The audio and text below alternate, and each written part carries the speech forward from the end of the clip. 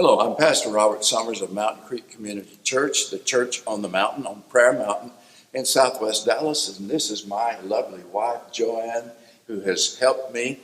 We have founded this work together.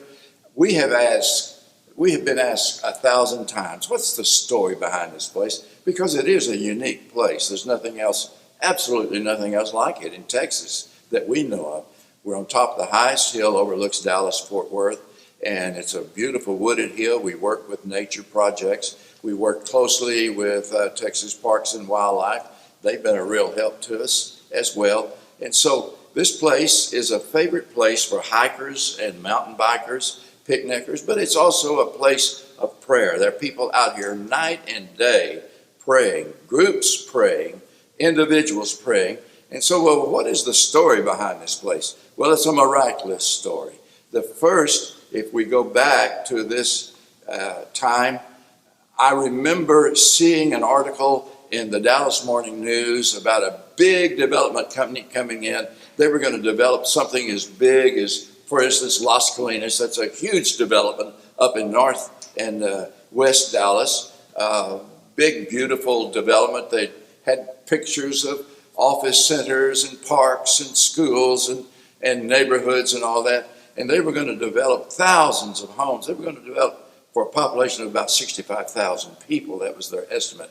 And 3,500 acres were going to be developed. I said, hey, that mountain that I had seen before is right in the middle of that. And so I'm going to go down to the planning and zoning. So he did that. He went down to the Planning and Zoning Committee, which was meeting down in the Dallas City Hall, and they gave their proposal. And they had places for parks and schools and houses and all these kinds of things. And stores, shopping, restaurants. Everything. But there's not one place for a church. And when they finished, they said, are there any questions? And he stood up and said. I knew some of the people on the planning committee, like John Evans and others. I said, well, look, you've got this beautiful layout. But there's no place in there, there's not a church on there. All this artistic drawing of the hills, the streets, the parks, the creeks, the lakes, no church. Fire stations, no church. I said, what city in Texas would have 65,000 people in it and not a church? And they said, oh, we're sorry. Yes, they were startled. They were startled. And they were embarrassed by that. And they said, oh, Pastor Summers, no, that was just an oversight.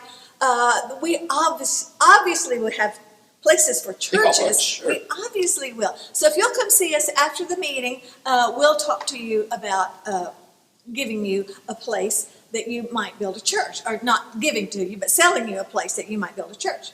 And that led to going to see them, but it was a huge disappointment. Yes, we got so excited because we thought, this is where we want to build, this is what we want to buy. And so we raised money, and and we yard sales, and we did yard sales and Mexican bake sales dinners. and Mexican dinners, all kinds of things to raise money. And we sent in a letter with our offer for them to buy this hill that we're standing on right now. It was only 4.5 acres to start with, and it was going to be around $140,000 or something like that. It was their price. But we send the check in, and we don't hear from them for 2 or 3 weeks.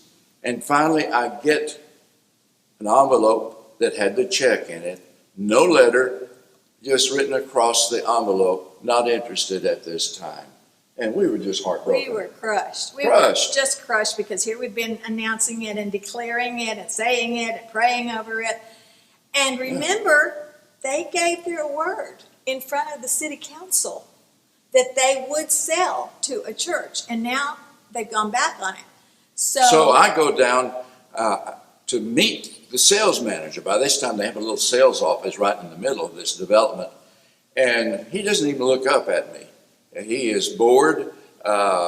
He's a Utah Mormon. I thought, well, I get along well with Utah Mormons. I spent part of one summer out there, and I had a lot of friendly encounters. So that wasn't the problem. But he was just bored. He would not look at me, and he did not want us to have this land. And yet, here we stand. So how did this come to be? We're out of time for this segment, But we will tell you next time how God intervened He did and intervene. kept those people to the word that they had declared before the city council. It's a miracle. It is a miracle. Miracle Mountain. God bless you.